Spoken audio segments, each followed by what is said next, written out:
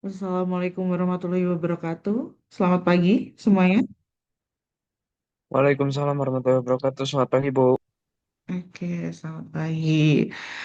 Oke, hari ini kita masuk ya ke materi selanjutnya, yaitu adalah kesimpulan gitu, yang saat ini juga masih menjadi tugas kalian ya di sesi 7, yaitu pembuatan surat kesimpulan.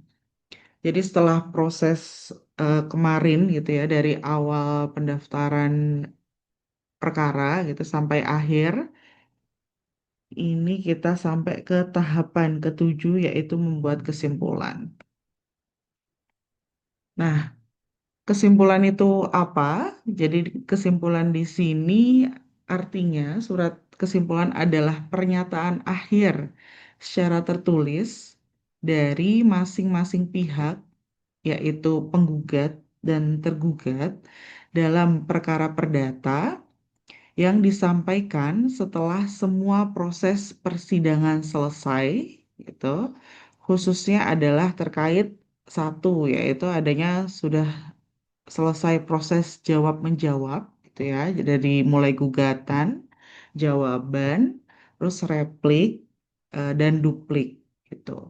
Replik kemarin itu yang membuat penggugat atau tergugat?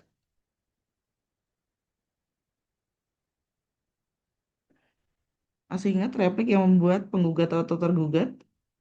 Penggugat, Bu. Ya, penggugat. Kalau duplik berarti tergugat ya. Tergugat. Ya. Terus selanjutnya adalah setelah selesai yang namanya pemeriksaan alat bukti ya. Alat bukti kemarin ada berapa? Ada 5, Bu. Ya, ada 5 ya. Terus setelah itu ada juga pemeriksaan saksi dan ahli jika ada gitu. Jadi surat kesimpulan ini intinya apa? Jadi surat kesimpulan ini berisi intisari begitu dari seluruh proses persidangan dan bertujuan untuk meyakinkan hakim gitu agar mengabulkan atau menolak gugatan.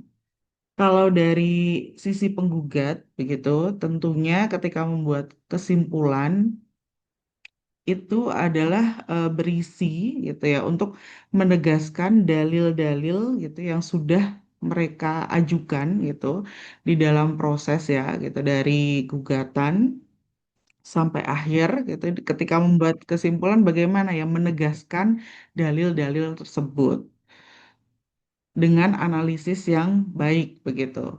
Selain itu, bisa juga ya kesimpulan ini menegaskan gitu dari apa dalil-dalil tergugat begitu.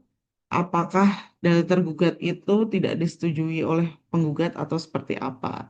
Jadi nanti dilanjutkan di yang namanya alat bukti. Jadi di kesimpulan di sini sudah tidak ada penambahan alat bukti lagi ya. Jadi alat buktinya ya sudah di proses pembuktian. Tidak boleh ada penambahan alat bukti lagi. Jadi di sini kan di penggugat atau tergugat gitu ya, sama-sama mengajukan alat bukti gitu.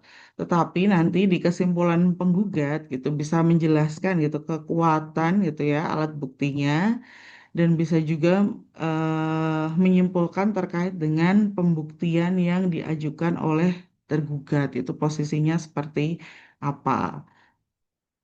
Nah, di kemarin Bu Norma baca itu beberapa tugas kalian itu sepertinya belum banyak yang belum menyampaikan di kesimpulan ini terkait dengan alat bukti. Masih kebanyakan adalah masih yang proses jawab menjawab saja gitu dari gugatan jawaban replik dan duplik saja. Tapi kemarin kan kalian membuatnya itu ya kesimpulan dari sisi penggugat begitu.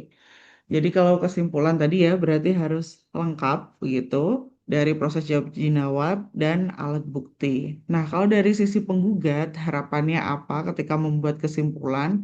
Tentunya di akhir ya ada harapan bahwa majelis hakim begitu mengabulkan gugatannya begitu. Kalau dari sisi penggugat. Beda lagi dari sisi tergugat gitu ketika membuat kesimpulan gitu ya itu juga sama isinya gitu, ada proses jawab jawab dan ada proses terkait dengan alat bukti gitu. Terus akhirannya apa harapannya gitu. Harapannya adalah mungkin menolak gitu ya sebagian dari gugatan dari penggugat gitu. Bisa juga gitu ya diharapkan ya apa menolak gugatan dari penggugat gitu. Itu harapan dari sisi tergugat biasanya.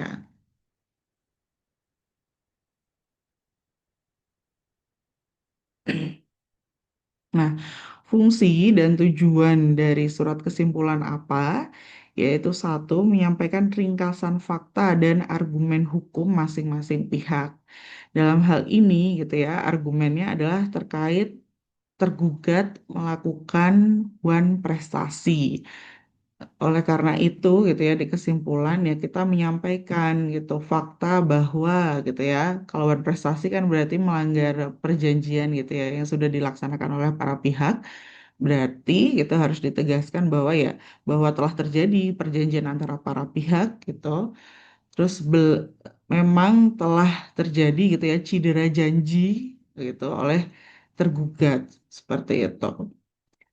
Terus dari sisi tergugat gitu ya bisa juga dia sampaikan gitu mengapa dia tidak sepakat telah terjadi prestasi. Yang kedua, gitu ya, fungsi dari kesimpulan ini gitu menyimpulkan memberi penekanan gitu pada bukti dan saksi yang menguntungkan bagi para pihak tersebut gitu.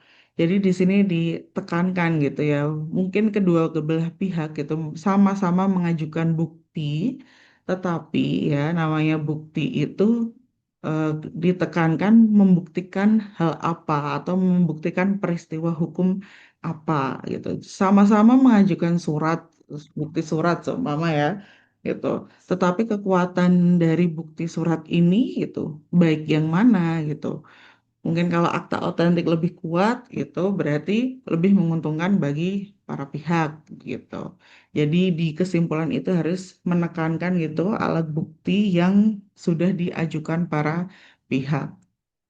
Yang ketiga, fungsi dari surat kesimpulan yaitu menyimpulkan mengapa gugatan harus dikabulkan gitu ya dari sisi penggugat tentunya ingin gugatan dikabulkan begitu atau gitu ya gugatan ditolak gitu. Itu kalau dari sisi tergugat gitu. Paling jelek kalau tidak ditolak ya dikabulkannya sebagian saja begitu. Biasanya kalau dari sisi tergugat.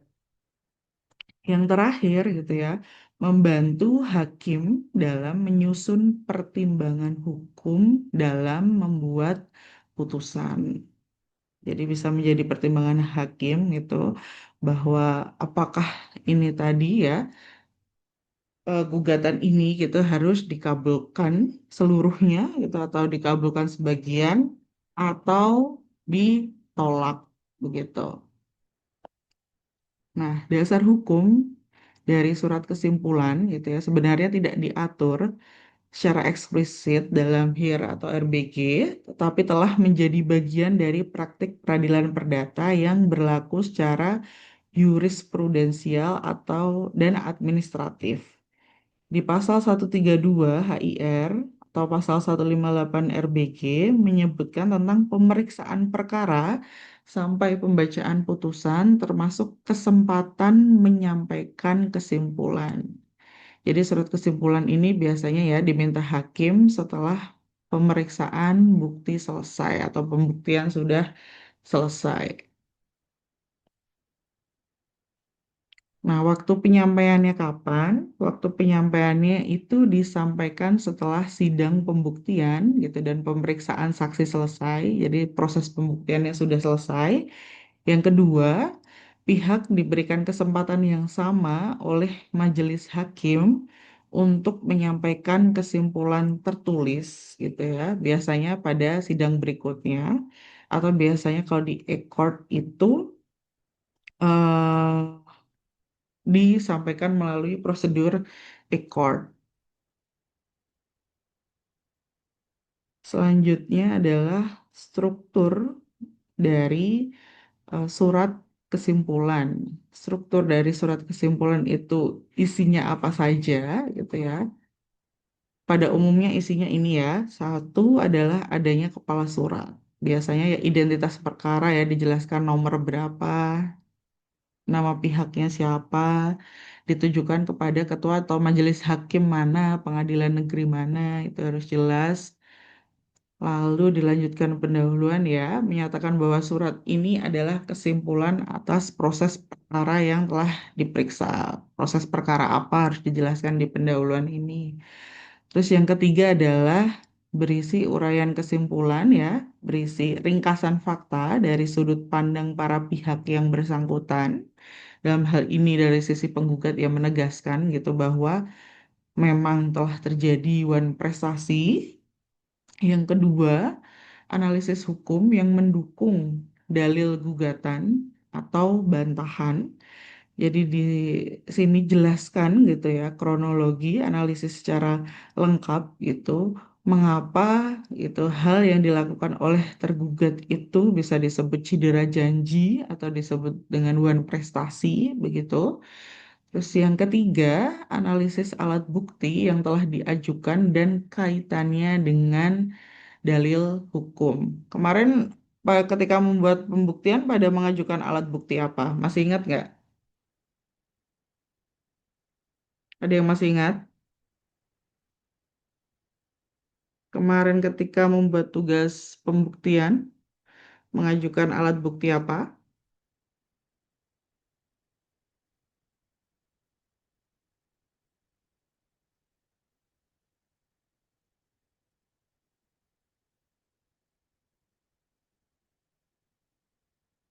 Halo?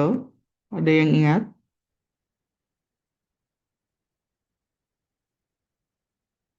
Oke, berarti mungkin udah minggu-minggu lama ya, agak lupa ya. Jadi di sini ya alat bukti ya di mana praktik peradilan perdata gitu ya. Kemarin terdiri dari 5 gitu ya, bisa mengajukan alat bukti dalam 5 hal gitu ya. Bisa surat, bisa persangkaan, pengakuan, sumpah, keterangan saksi begitu. Jadi di sini bisa dijelaskan gitu analisis alat bukti tersebut. Kalau di sini one prestasi ya berarti gitu ya. Biasanya alat bukti utamanya gitu yang pertama ya berarti perjanjian antar para pihak gitu.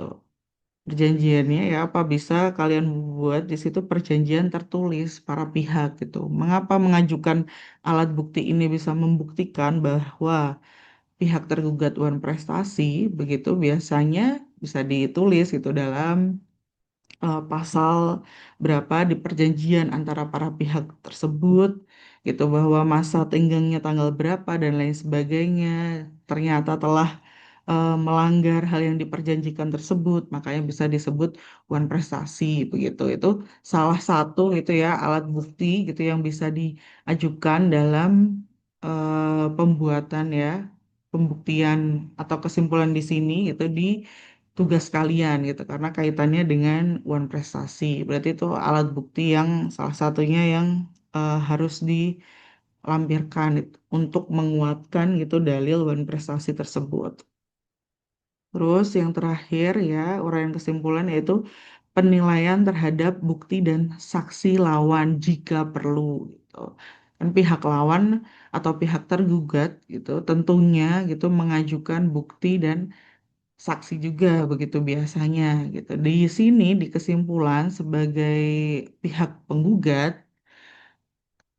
bisa gitu ya menilai dari bukti yang diajukan oleh tergugat. Mungkin buktinya kurang kuat atau buktinya kurang tepat, salah, begitu bisa dituliskan gitu di kesimpulan.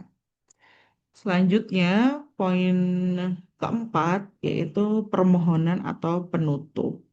Jadi di sini pernyataan tegas bahwa pihak memohon agar gitu ya gugatan dikabulkan bagi penggugat ya atau gugatan ditolak bagi tergugat. Itu harapannya ketika membuat kesimpulan. Di sini juga biasanya ya pernyataan tegas kalau di sisi penggugat ya bahwa telah terjadi gugatan prestasi gitu. Berharap gugatan dikabulkan. Terus yang terakhir disertai permohonan pembebanan biaya perkara. Sama permohonan pembebanan biaya perkara dibebankan kepada siapa gitu ditulis di surat kesimpulan.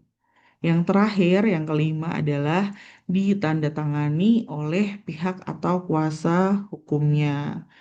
Kemarin di beberapa tugas gitu ya, seringnya mahasiswa-mahasiswa mungkin lupa gitu ya menandatangani gitu ya dokumen tugas yang kalian kirim. Jadi tanda tangan itu harus dibubuhkan di dalam surat kesimpulan.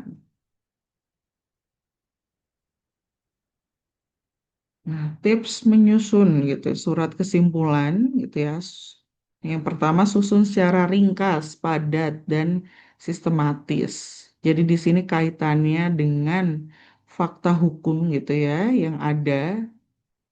Jadi yang pertama biasanya menyusun surat kesimpulan itu kan dari gugatan awal ya bahwa kronologi terjadinya wan prestasi, mengapa dalil tersebut bisa terjadi wan prestasi begitu, dan mengambil fakta yang sudah terbukti di persidangan.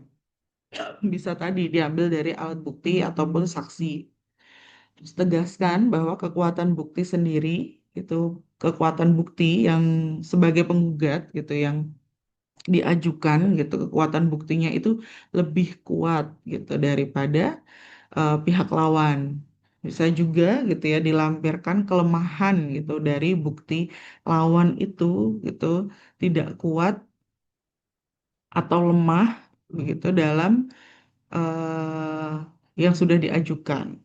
Terus yang terakhir, jangan mengulang seluruh isi gugatan atau jawaban. Jadi fokus pada intisari dan logika hukum.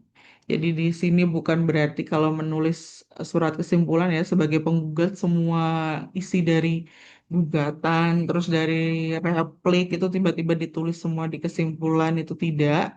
Tetapi gitu ya langsung menyimpulkan pokok hukum gitu ya isi gugatan gitu yang menguatkan gugatan gitu dari awal sampai proses persidangan gitu hingga harapan gitu bahwa eh, majelis hakim gitu memutuskan dikabulkannya gugatan. Nah, kesalahan yang harus dihindari gitu dalam membuat kesimpulan. Nah, ini tadi yang sudah disebutkan Bu Norma bahwa menyisipkan fakta atau bukti baru gitu yang sebelumnya tidak ada dalam persidangan gitu itu tidak boleh. Terus yang kedua, mengulang isi gugatan atau jawaban tanpa dianalisis sama sekali itu juga kurang tepat begitu karena di kesimpulan ini kita menganalisis mengapa gitu sebagai penggugat gugatan kita itu diharap dikabulkan oleh majelis hakim. Yang ketiga, bersifat menyerang pribadi lawan bukan membahas hukum. Jadi seumpama ditulis bahwa pihak tergugat di desanya terkenal tidak akrab dengan tetangganya atau tidak ada masalah lain dengan tetangganya itu tidak boleh ya. Jadi langsung fokus kepada fakta hukum saat ini gitu bahwa memang telah terjadi wan prestasi begitu. Yang keempat, itu tidak menyimpulkan secara logis dan runtut. Runtut di sini berarti maksudnya adalah kita menyimpulkan ya dari awal persidangan sampai akhir. Nah, selanjutnya gitu, pentingnya apa sih gitu membuat surat kesimpulan gitu. Padahal kan dari awal sampai akhir gitu prosesnya sudah jelas dari gugatan, jawaban tergugat, replik, duplik, pembuktian. Mengapa sih masih penting gitu membuat surat kesimpulan? Yang pertama gitu ya, meski bukan alat bukti, surat kesimpulan itu sangat membantu hakim dalam merangkum keseluruhan perkara ya. Jadi berpengaruh pada pertimbangan hakim untuk apa? Untuk menyusun amar putusan. Oleh karena itu tadi ketika membuat kesimpulan gitu ya harus runtut dan logis gitu. Jadi meyakinkan hakim ketika membuat pertimbangan majelis hakim yang tentunya ketika membuat kesimpulan ya inginnya menguntungkan gitu ya, menguntungkan maksudnya mengabulkan gitu harapan dari pihak yang membuat kesimpulan yaitu penggugat ataupun tergugat gitu. Oke, selanjutnya Bu Nurma langsung saja materi terakhir yaitu putusan. Nah, ini kan tadi setelah kesimpulan itu biasanya ada musyawarah majelis hakim yang akhirnya apa? Yang akhirnya menghasilkan yang namanya putusan. Jadi putusan itu artinya apa? Putusan adalah pernyataan yang diberikan oleh hakim sebagai pejabat negara yang diberi wewenang oleh undang-undang untuk menyelesaikan atau mengakhiri suatu perkara perdata antara pihak-pihak yang bersengketa di pengadilan. Jadi putusan dalam hukum perdata ini dikenal juga sebagai putusan deklaratoir, gitu ya, menyatakan hukum, kondemnatoir, yaitu menghukum, gitu ya, atau konstitutif, yaitu menciptakan keadaan hukum baru. Jadi sebenarnya kalau di perkara perdata itu, gitu ya, biasanya di apa ya peradilan tingkat pertama itu ada yang namanya eh, putusan gitu sebenarnya dan ada juga penetapan. Mungkin ada yang pernah dengar gitu ya, penetapan atau putusan. Ada yang tahu bedanya gitu, penetapan dan putusan. Ada yang tahu mungkin bedanya penetapan sama putusan? Pernah dengar sebelumnya?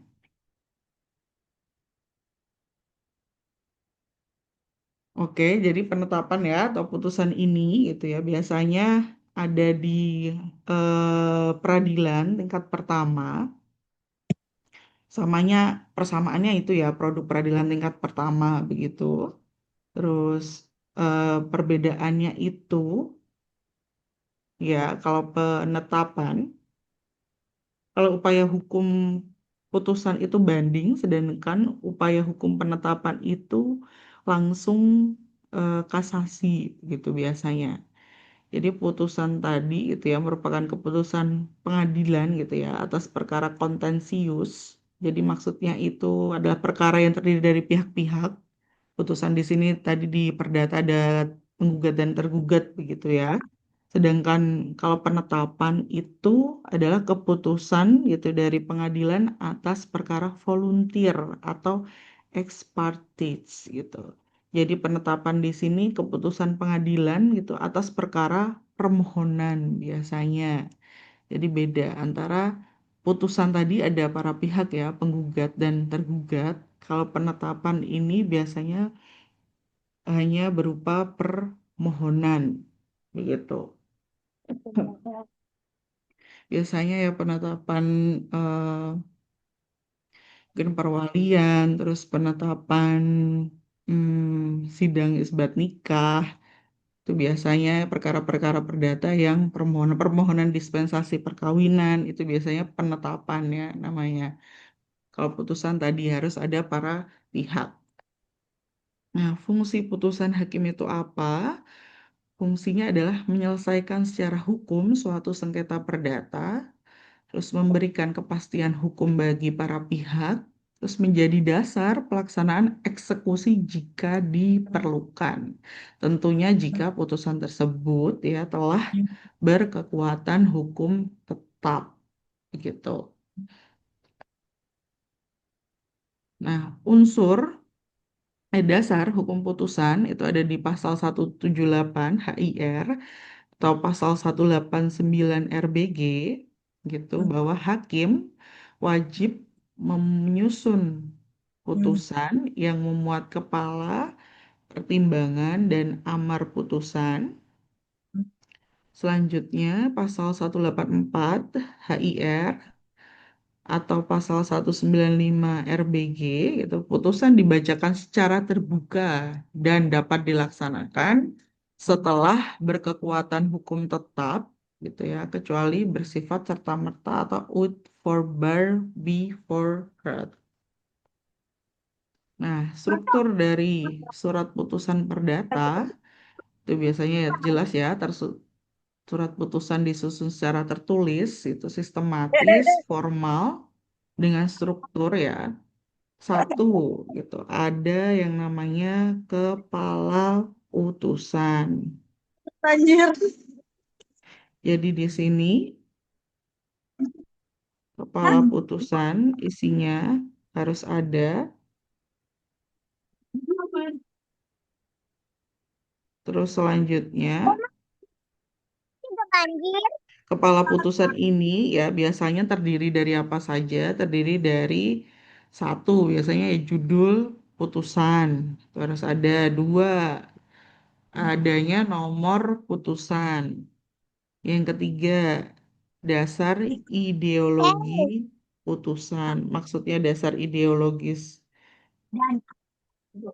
di sini itu biasanya ya contohnya ya eh, putusan atau penetapan peradilan agama biasanya ada kalimat Bismillahirrohmanirrohim gitu kalau di pengadilan agama.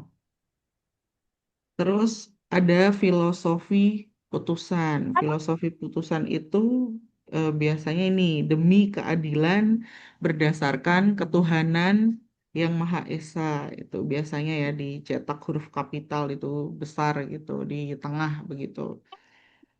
Terus selanjutnya eh, ada yang namanya subjek pengadilan pemeriksa perkara dan objek perkara yang dirumuskan dengan kalimat yang jelas. Biasanya ya kalau di sini ya pengadilan negeri Bogor memeriksa dan mengadili perkara dalam tingkat pertama gitu, persidangan majelis telah menjatuhkan putusan atas perkara apa begitu. Itu yang merupakan isi dari kepala putusan. Terus yang kedua gitu ya, riwayat perkara atau kronologis gitu. Sebelum ada riwayat perkara harus ada ini ya, pihak-pihak yang berperkara gitu bahwa di situ pada bagian ini ditulis gitu nama para pihak gitu dengan alamat lengkapnya gitu serta kedudukan pihak-pihak dalam perkara tersebut ya. Sebagai penggugat siapa, sebagai tergugat siapa atau tergugatnya lebih dari satu atau ada yang lainnya turut tergugatnya siapa itu harus ditulis ya para pihak begitu. Terus tadi ya riwayat perkara atau duduk perkaranya ini berisi gugatan penggugat gitu, terus upaya mediasi biasanya. Kalau di sini tugas nggak ada mediasinya ya kayaknya ya. Terus jawaban tergugat, replik, duplik, pemeriksaan alat bukti, dilanjutkan juga pemeriksaan alat bukti tergugat. Jadi di sini duduk perkara itu harus terisi ya, lengkap dari awal sampai akhir. Tadi ya gugatan, jawaban tergugat, replik, duplik, pemeriksaan alat bukti itu dari penggugat maupun tergugat. Jadi memang kalau putusan ya agak panjang begitu. Selanjutnya yang ketiga ya isinya harus ada yang namanya pertimbangan hukum atau rasio desidendi. Nah, di sini gitu ya berisi apa pertimbangan hakimnya gitu dalam melakukan tahapan gitu ya, yaitu em, mengkonstatir gitu dalam hal ini hakim tuh melihat, mengetahui gitu ya, membenarkan memang telah terjadi gitu ya peristiwa peristiwa di sini tugas kalian ya peristiwa wan prestasi begitu harus pasti gitu ya, bukan hanya dugaan gitu yang didasarkan dengan alat bukti yang sudah diajukan oleh para pihak. Terus pertimbangan hukumnya bisa mengkualifisir. Artinya apa? Hakim mengelompokkan atau menggolongkan peristiwa konkret dalam kelompok atau golongan peristiwa hukum apa. Di tugas kalian ya peristiwa hukumnya apa telah terjadi wan prestasi begitu. Terus selanjutnya adalah mengkonstituir, adalah menetapkan hukumnya atas semua fakta yang telah dikualifisir dan selanjutnya dituangkan dalam amar putusan sebagai jawaban atas semua petitum gugatan yang sudah diajukan oleh para gugatan, ya berarti oleh penggugat. Begitu. Itu isi dari pertimbangan hukum. Selanjutnya adalah berisi amar putusan. Amar putusan ini gitu ya, atau diktum putusan itu berisi apa? Pada bagian ini gitu ya ditulis amar putusan yang merupakan jawaban hakim atas seluruh petitum gitu yang terdapat dalam gugatan penggugat dan petitum dalam gugatan rekonvensi tergugat. Dalam hal ini ya tentunya kalau di tergugat ada mengajukan rekonvensi, kalau tidak ya tidak perlu begitu. Terus yang terakhir adalah penutup dan tanda tangan dari siapa ya majelis hakim gitu. Biasanya juga ada juga kaki putusan gitu ya. Biasanya di kaki putusan ini ditulis kapan musyawarah dan putusan ini diucapkan, nama majelis hakim yang menjatuhkan putusan itu siapa saja, terus nama panitera sidangnya gitu dan hadir tidaknya pada saat putusan itu diucapkan gitu atau dibacakan. Selanjutnya, jenis amar putusan gitu ya. Yang pertama adalah dikabulkan. Dikabulkan tentunya hakim menyatakan dalil gugatan terbukti dan menyetujui petitum. Kalau dikabulkan biasanya harapan penggugat tentunya gugatannya dikabulkan begitu. Kedua, ditolak karena gitu dalil tidak terbukti atau gugatan tidak berdasar gitu. Jadinya gugatan ditolak. Ini biasanya ya yang berharap ditolak siapa ya? Tentunya tergugat. Biasanya berharap untuk gugatan dari penggugat ditolak. Selanjutnya adalah need on conflict atau NO, bahwa gitu ya gugatan tidak dapat diterima karena cacat formil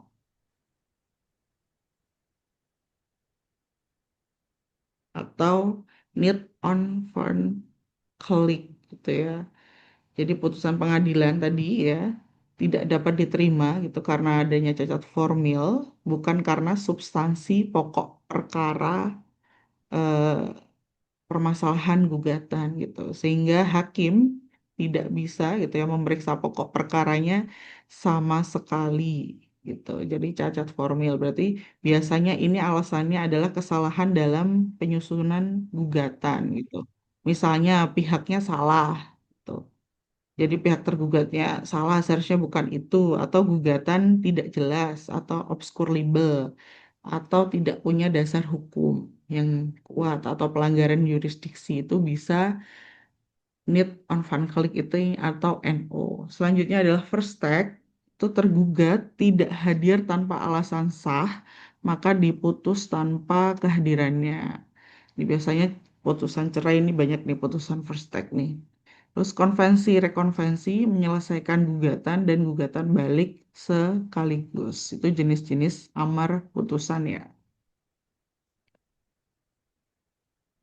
Selanjutnya adalah tips penyusun putusan perdata. Ini untuk latihan ya, itu pastikan fakta hukum dan pertimbangan konsisten dengan amar. Itu kalau mau mengabulkan gitu gugatan